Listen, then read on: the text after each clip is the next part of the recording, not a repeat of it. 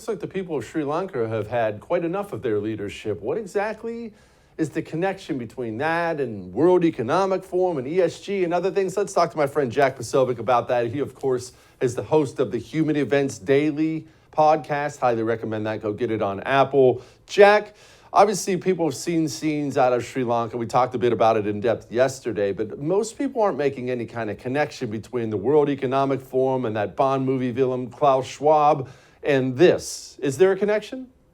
Oh, there's a huge connection. So just got back myself from Davos, where Klaus Schwab's goons actually had me detained at gunpoint for about over an hour, frisking me, hand in the front, hand in the back, just so you know, Jesse, and not as gentle as when you do it. But what they were doing, though, in this situation in Sri Lanka, what people need to realize is, so we've talked about ESG scores, and it sounds kind of nebulous, right? We're saying, oh, it's this corporate social credit score, this national social credit score that enables you to get funding from the IMF, funding from the World Bank, funding from BlackRock and Blackstone and all these groups. And it might sound like something that's very doctrinal and procedural.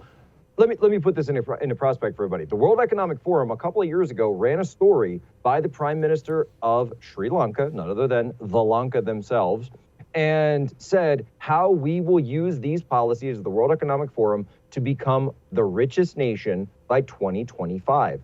It's funny because if you actually go back to the World Economic Forum website right now and try to find that article, it's disappeared. You get the big old 404 error because they deleted it. Sri Lanka has one of the highest ESG scores in the entire world. They are number 6 out of 194. You know who's down at the bottom of the list, right? That's countries like, the United States and Canada and Western Europe and Japan, right? They're all the way down. Sri Lanka is number 6 because they were pursuing these insane agendas. Do you know they banned fertilizer?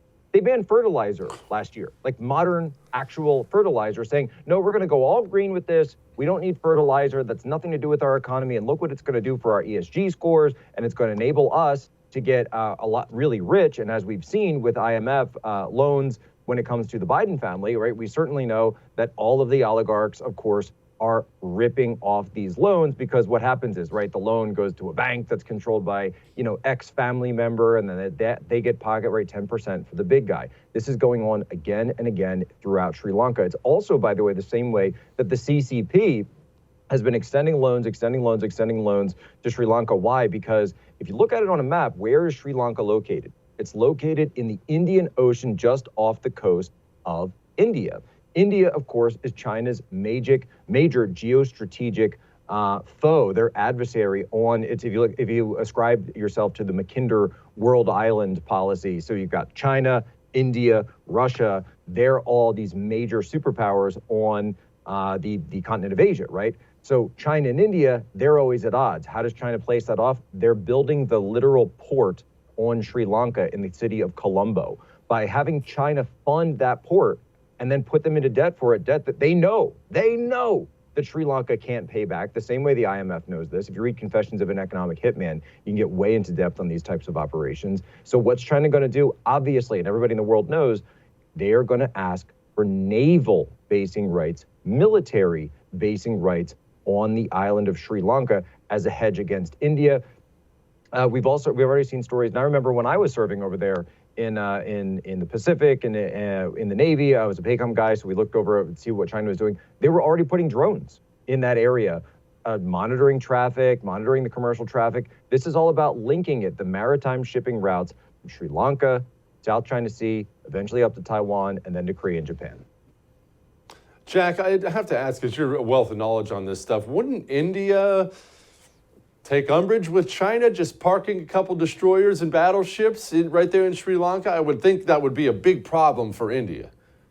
Well, I think that's obviously the big opportunity here right now. And if India were smart, which they are, if the United States were smart, which we're not, we would be doing everything possible right now to find the next guy or the next coalition there in Sri Lanka to say, we want to help you. We want to get you guys on board. We'll give you whatever deals you need, right? We want to help build that influence of India on the island of Sri Lanka and bring you guys to power. Of course, that's probably not going to happen though, because we're idiots and the CCP is already there. Don't miss Jesse Kelly Breaks History. Che Guevara, the latest episode of a new series available now exclusively for First TV supporters. Visit the First TV app or thefirsttv.com to subscribe and start watching today.